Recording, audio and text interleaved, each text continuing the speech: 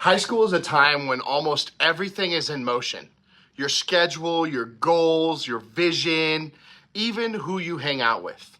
Maybe you've already noticed that some friendships don't look the way that they did last year or even last month. And that can feel weird. Sometimes it can even hurt. But here's the truth. Friendships shift, and it doesn't always mean that something's wrong. Why friendships shift? There's really a lot of reasons that friendships make this shift. One of those reasons is growth. You and your friends are figuring out who you are. As you change, sometimes the friendship doesn't always fit the same way that it used to. Another thing that changes is values. Maybe a friend starts making choices that don't line up with things that you think we should do. You still care about them, but it's harder to stay close to them because of that. Another thing is opportunities.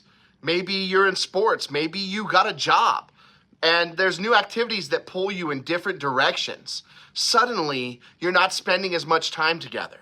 And none of those reasons automatically make someone a bad friend. They just mean that life is moving. The Bible doesn't pretend that friendships are always simple. Proverbs 27:17 says, "As iron sharpens iron, so one person sharpens another." That's the goal of friendship, to make each other better. But sometimes a friend can pull you in a direction that isn't sharpening you. It's dulling you. In those moments, you have to ask, is this friendship helping me become the person that God created me to be? Or is it holding me back? Even Jesus had different layers of friendships. He had the crowds, he had followers, and he had the 12 disciples. And then his closest three, Peter, James, and John. Not everyone was equally as close to Jesus. That tells us that it's okay to have some friends drift closer and others drift further away. I think a big question that we have is, how do we handle this change without drama in high school? Well, friendships can get really messy in high school, fast. People add drama into the mix without thinking about it, but shifting friendships don't have to mean conflict. And here's how to handle those situations with maturity. First, be honest with yourself. Ask, why does this friendship feel different? Is it me? Is it them? Or is it just life taking its course? Second, set boundaries. If a friend is pressuring you into choices that you know aren't good, it's okay to take a step back and without making a scene and assess the situation. Third, keep respect. Even if you're not close anymore, you can still treat that person with kindness.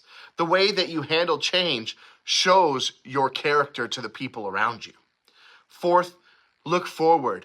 Your vision, your goal. Sometimes when one friendship shifts, it makes room for a new one that pushes you towards better things. The hope in change is there's encouraging parts.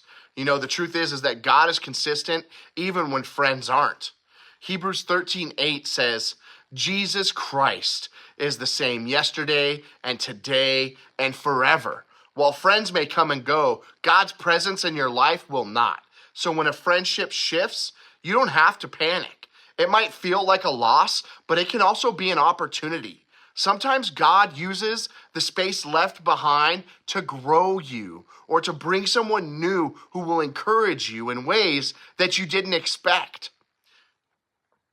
I need you to think about this. Friendships shifting doesn't mean failure.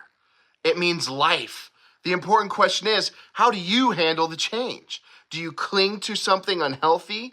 Do you blow it up with drama? Or do you trust God enough to let some friendships shift so that better ones can grow you? Go out there and love the people around you because He loved you first. Have a beautiful week, everybody.